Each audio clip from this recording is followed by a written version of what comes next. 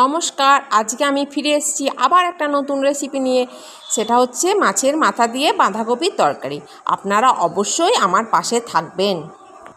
তার জন্য আমি প্রথমে কড়াইয়ে তেল দিয়ে দিয়েছি। তেলটা আমার গরম হয়ে গেছে। এবার আমি বাঁধাকপিগুলো দিয়ে কষে নেবো। প্রথমে এইভাবে সমস্ত বাঁধাকপি দিয়ে দেবো। এই বাঁধাকপিগুলো সুন্দর করে কষে নেবো। এই যে আমার বাঁধাকপিগুলো কষা হয়ে গেছে, আমি এবার নামিয়ে নেবো। এখন আমি কিছু আলু টুকরো করে কেটে নিয়েছি, আমি এখন সেগুলোকে কষিয়ে নেব।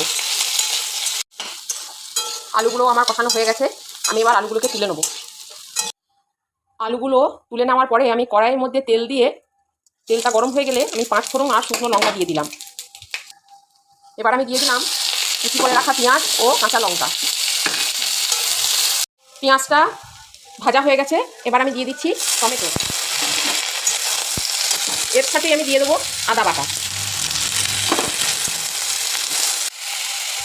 এখন আমি দিয়ে দিচ্ছি ধনে গুঁড়ো, জিরে গুঁড়ো আর হলুদ গুঁড়ো। এবার মশলাটা আমি অনেকক্ষণ ধরে ভালোভাবে কষিয়ে নেব।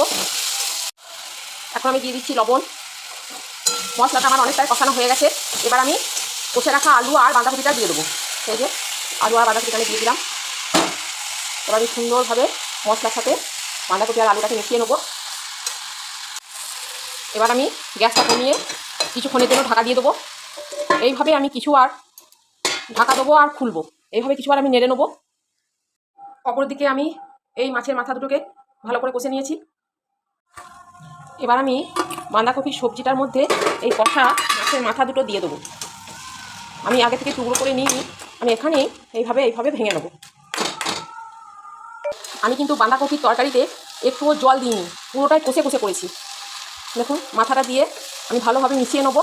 মিশিয়ে নেওয়ার পর আমি আর একবার ঢাকা দিয়ে দেবো গ্যাসটা কমিয়ে, তারপরে আমি নামিয়ে নেবো।